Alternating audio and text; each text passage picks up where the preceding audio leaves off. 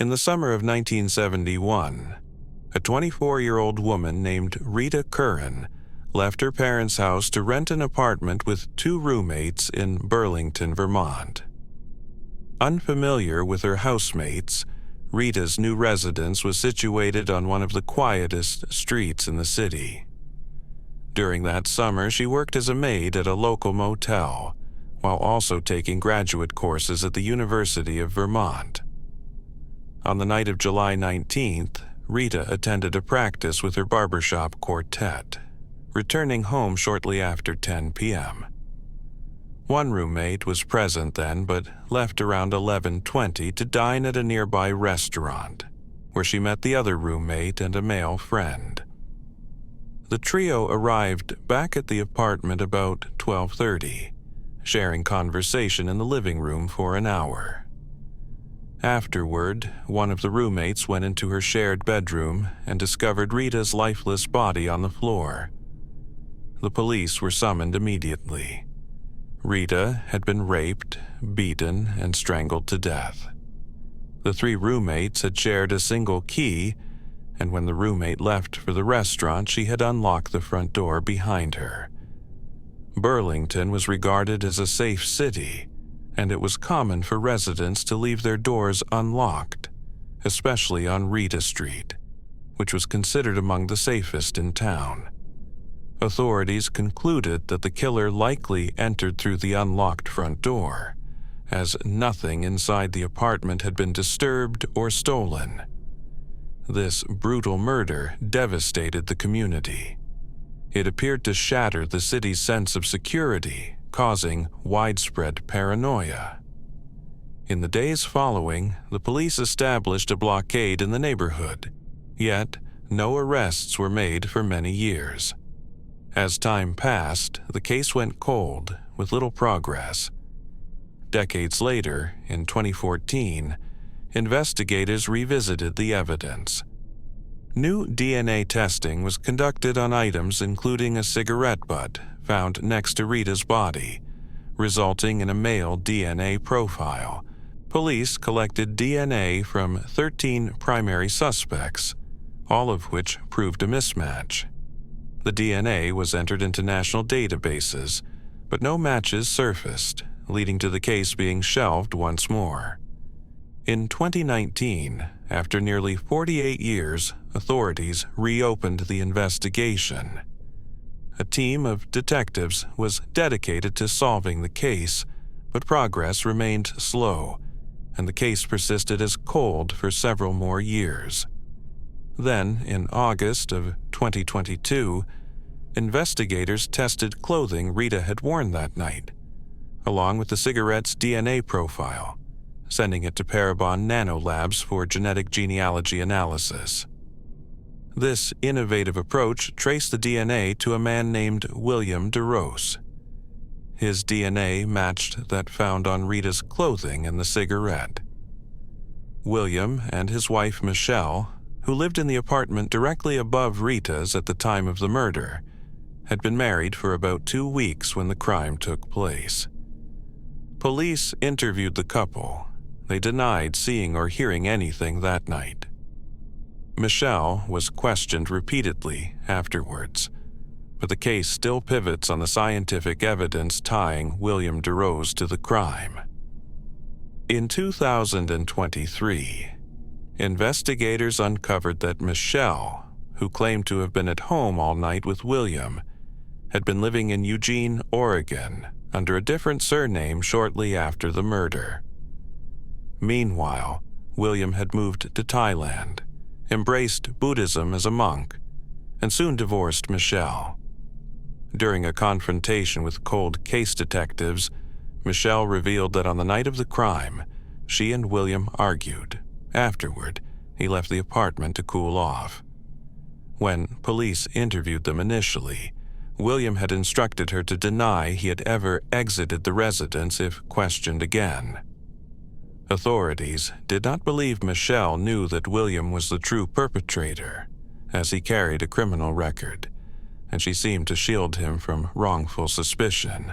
In 1974, Linda Derose returned to the United States from abroad, settling in San Francisco, where she became involved in the counterculture scene. She married a second time, and during that period, police investigating William learned that he was volatile and notorious for his violent temper. His ex-wife recounted moments when William had stabbed a friend in front of her, though the friend survived. He also once choked her during an altercation. Over time, their relationship grew strained and strange, culminating in their separation. All evidence pointed to William Derose as the murderer of Rita Curran, especially since he had no alibi for that night. Yet, due to his death in a hotel in San Francisco at the age of 46 from a heroin overdose in February of 2086, legal charges were never filed. After more than 5 decades, authorities announced that the case was finally solved, revealing William as the killer of 24-year-old Rita Curran. In another investigation, 20-year-old Rachel Zendaya and Lisa Gondak, residents of Camarillo, California, a city roughly 50 miles northwest of Los Angeles with a population of around 37,000 in the early 80s, became subjects of a tragic case. Rachel, a single mother of 2, lived with her brother in an apartment and was also attending college. On the night of January 17th, 1981, she hired a babysitter and her friend to watch her children.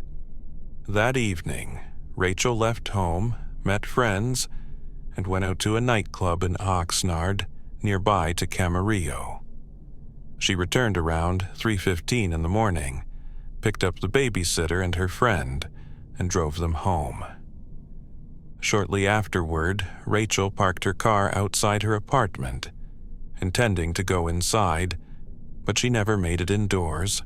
Hours later, at approximately 6:30 a.m., concern grew as she remained absent, prompting a search that would eventually lead to tragic discoveries. A new victim's body was discovered in a carport across the street from her apartment, and evidence suggested a disturbing sequence of events. When Rachel returned home, she was ambushed and assaulted. She was stripped naked and raped on the lawn of an empty apartment nearby. Afterward, she was found kneeling and exposed in the nude across the road from the carport. Her attacker then murdered her by covering her mouth and pressing his forearm against her throat. Investigators quickly ruled out common suspects, including Rachel's husband and her boyfriend, suspecting instead that the killer was a local resident who happened to witness her return.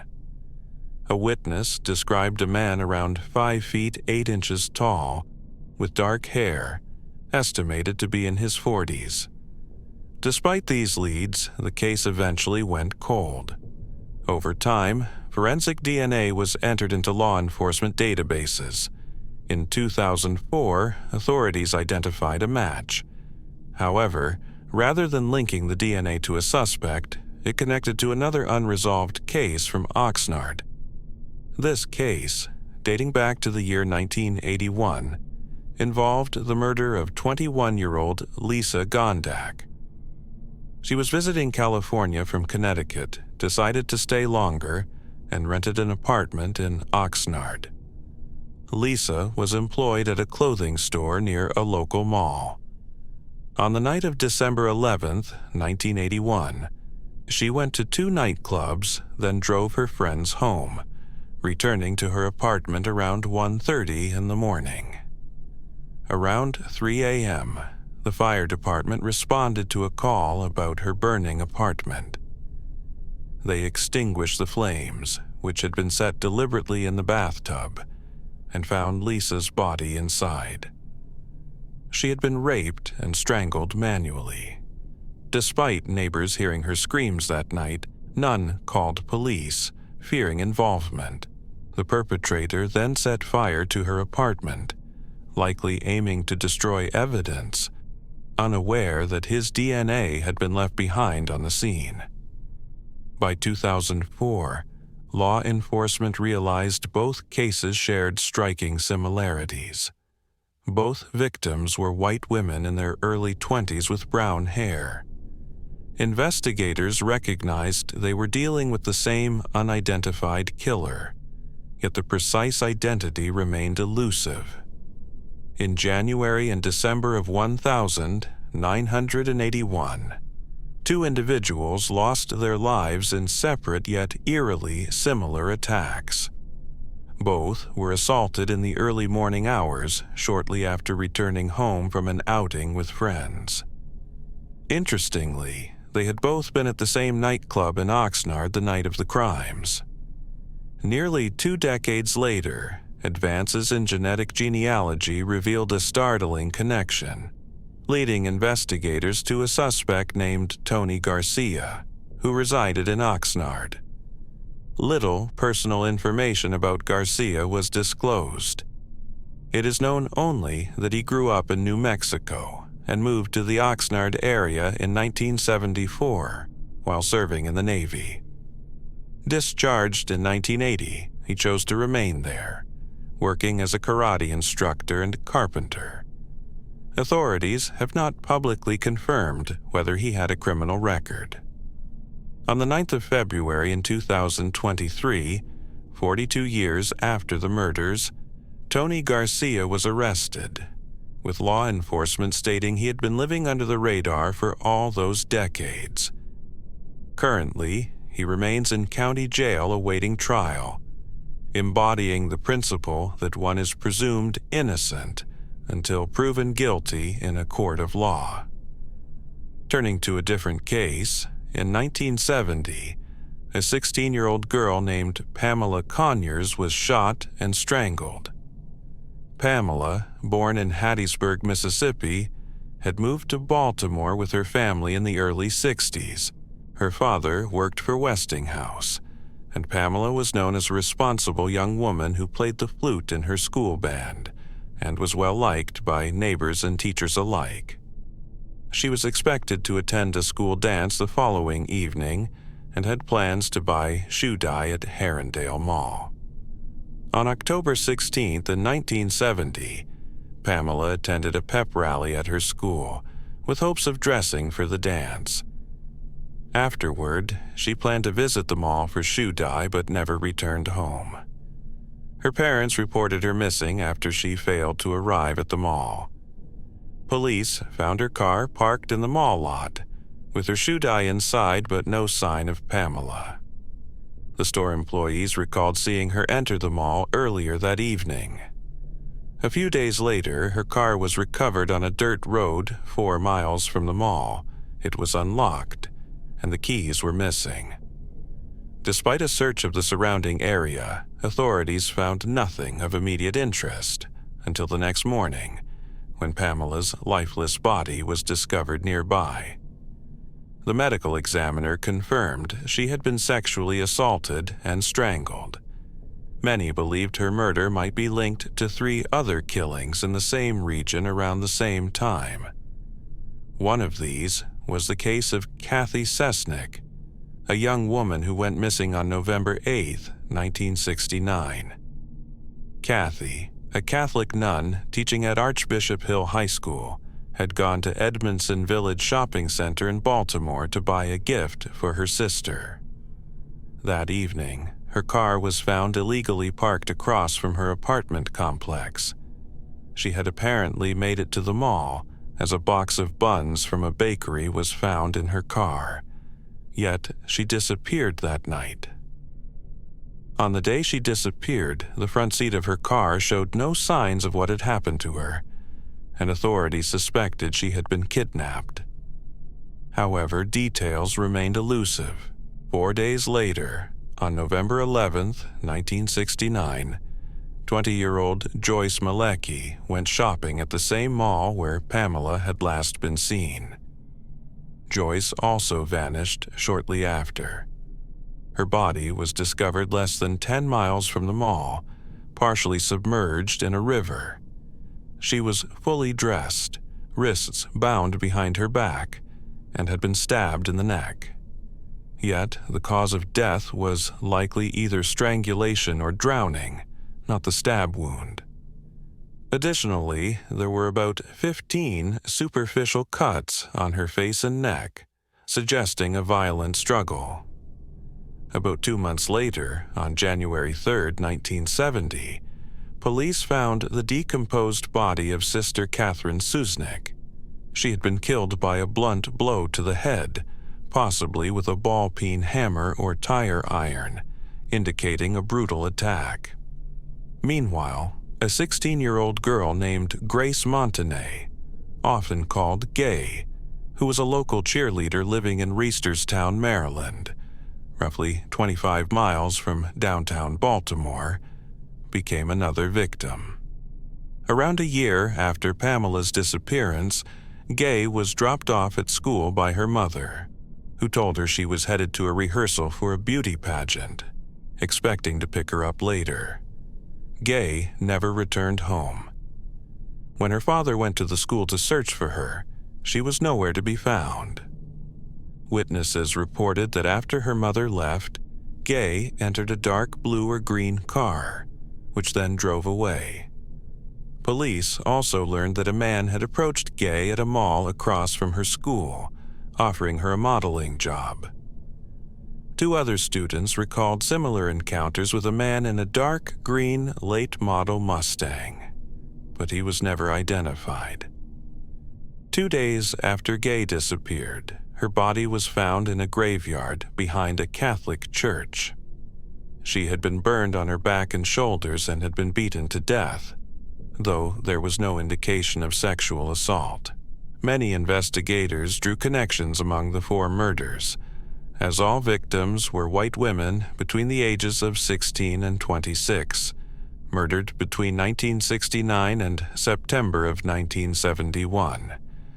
All 4 individuals went missing under mysterious circumstances, with their bodies later discovered in remote areas.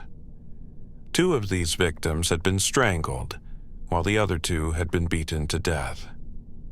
Interestingly, all 4 shared a connection to a shopping mall. Specifically, 3 of them vanished after visits there, including 2 individuals from the same mall. During investigations, unsettling details emerged.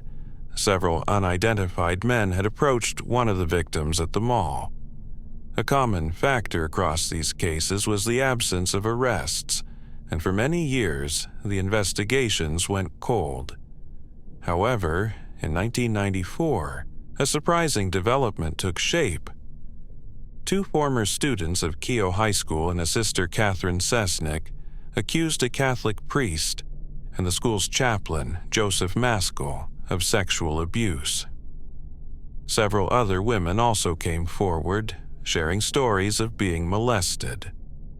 One of the earliest survivors recounted a disturbing incident shortly after her sister's disappearance. She claimed that Maskell took her into the woods, where her sister's body was later found, and warned her about speaking ill of others. She remembered seeing her sister's face, yet her account drew skepticism, especially because maggots were not typically present at that time of year in Maryland. Maskell died of a stroke in May of 2001 at age 62, and the Archdiocese of Baltimore eventually settled with his victims. In 2016, law enforcement reopened the investigation into Sister Cesnik's murder, interviewing former students who had been abused and reviewing evidence. DNA analysis from Cesnik's body revealed traces of Maskell's genetic material. Then, in February of 2017, her body was exhumed for further testing, and in May, Netflix aired a 7-part documentary titled The Keepers. The series explored Cesnik's murder and the broader sexual abuse scandals involving Maskell, also touching on the death of another individual, Choi Maliki. Following the documentary's release, investigators discovered that Maskell's DNA did not match the DNA found at Cesnik's murder site. It remains uncertain whether these DNA samples were compared to other unsolved cases involving similar victims. 5 years later, in 2023, evidence from the murder of Hamlet Conyers was re-examined using genetic genealogy. This new approach led to the identification of a suspect, Forrest Clyde Williams III. At the time of the crime, Williams was 21 years old and had no known connection to the murder victim, Pamela. Little is known about his early life, but it is documented that he moved from Virginia to Pasadena, Maryland, shortly before the crime, then later returned to Virginia. Williams had a criminal record for minor offenses in the early 1970s, including drunken disorderly conduct, and was arrested in 1990 for fishing without a license. In the 2010s, he faced an assault charge, though few details are available. He worked as a carpenter, was a father to 2 children, and was an avid NASCAR and Dallas Cowboys fan. Forrest Williams passed away in Salem, Virginia, in March of 2018 at the age of 69. In March 2023, authorities announced a significant breakthrough in a cold case that had remained unresolved for over half a century. They revealed that the murder of Pamela Conyers, which had stumped investigators for 52.5 years, had been only partly solved. The police emphasized they were not closing the case entirely, as they suspect that the perpetrator, Williams, might not have acted alone. They hope that someone with relevant knowledge will come forward to aid in the investigation. Furthermore, law enforcement suspects that Williams could be linked to other crimes committed during that period. Investigators are now looking into unsolved murders involving Sister Cesnik, Joyce Malachy, and Grace Gay Montanay, all of which remain mysteries today. This development offers hope that more secrets from the past might soon be uncovered. Thank you for your attention to this story. If you're interested in more intriguing topics, consider exploring our new channel, Paranormally Listed. A link is provided both on the screen and in the description below. That wraps up today's update. Until next time, thank you once again for tuning in.